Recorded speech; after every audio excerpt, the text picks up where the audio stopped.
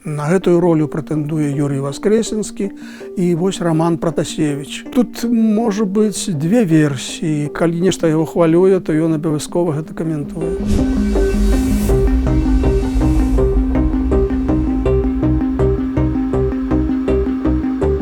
Палітзняволеная Марія Калеснікава сустрэлася з бацькам за кратамі. Здавалася б, шараговая падзея, але ва ўмовах Беларусі яна стала галоўнай палітычнай навіной ва ўсякім разе для незалежных медыяў, для незалежнага грамадства. І галоўны месседж, які транслююць усе: «Ура, Маша жывая!» То бок 1,5 гады не было ніякай інфармацыі пра тое, яна жывая ці не жывая, якое яе здароўе, дзе яна знаходзіцца, і вось нарэшце улады дазволілі. Прычым дазволілі з дапамогай двух чыннікаў. Первы – гэта пытанне падняў у сваім інтэрв'ю журналіст BBC Розенберг. Почему бы не выпустить этих людей? Марию Колесникову, почему бы не выпустить? Колесникову? Да. І другі момант, для таго, каб атрымалася гэтае спатканне, бацька вымушан быў пісаць прашэнне на імя Лукашэнкі.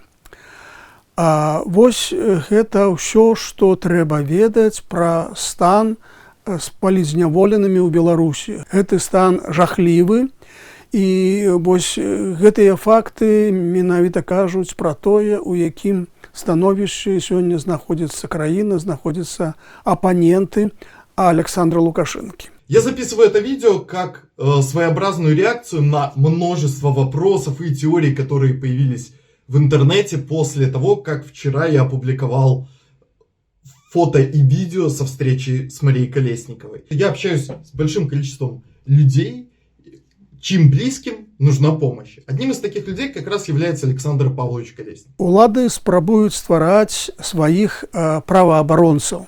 На гэтую ролю прэтэндуе Юрий Воскресенскі і вось Роман Протасевич. Ну, што ж, рэжым спрабуе стварыць нейкія імітацыі ва ўсіх кірунках, у тым ліку і ў плане праваабароны. Ідзе выбарчая кампанія, якая з'яўляецца суцэльнай імітацыяй. Там з'яўляюцца дзіўныя кандыдаты ў прэзідэнты, вельмі падобныя таксама на нейкіх імітацыйных фрыкаў. І вот двое з іх нават зняліся з выбарчай кампаніі. Гэта кіраўнік Саюза афіцэраў Сергей Бобрыкаў і прадстаўніца Саюза жанчын Ольга Чемоданова. Іх тлумачэнне пра тое, чаму яны спачатку вступілі ў кампанію, а потым зняліся, ну, скажем так, вельмі няўцямнае. Стали поступать очень многие обращения офицеров. Прямо скажу, среди, как говорят все военные, это были следующие слова. Сегодня наша республика переживает очень трудное время. И чтобы изберечь страну, чтобы обеспечить ее стабильность, главная задача офицерского корпуса Беларуси – сплотиться вокруг нашего главнокомандующего. На сегодняшний день абсолютно четко уверена в том, что готова брать на себя политическую ответственность за будущее страны. Мы увидели во время работы на пикетах наших инициативных граждан, которые входили в состав инициативных групп. Мы увидели сегодня, как была организована и работа штаба, в том числе в организации. И смело и четко можно говорить о том, что действительно люди к такому периоду электоральной кампании относятся очень ответственно. Тут может быть две версии. Першае, што з самага пачатку так было задумана, каб стварыць нейкі драматызм гэтай кампаніі, каб стварыць хоць некую цікавасць да яе. І другі момант, ну, магчыма, нешта ідзе не так, нешта збіваецца, нейкі збой праграмы, і не выпадкова Сергей Бобрыкаў, тлумачачы сваё рашэнне, казаў так, што вот паступаюць нейкія заявы ад афіцэраў з просьбай зняцца, каб не было нейкага двоедумства ў шэрагах афіцэраў сярод афіцэрскага асяроддзя. І гэта вельмі цікавы тэзіс. Аказваецца, не ўсё так адназначна. Аказваецца, нават сярод афіцэраў існуе не аднадумства што трэба галасаваць за Лукашэнку, як упэўніваюць усе гэтыя флэшмобы з заклікам «надо». А ёсць двоядумства, і каб яго зняць, патрэбна, аказваецца, каб выйшаў з выбарчай кампаніі кіраўнік Саюза афіцэраў.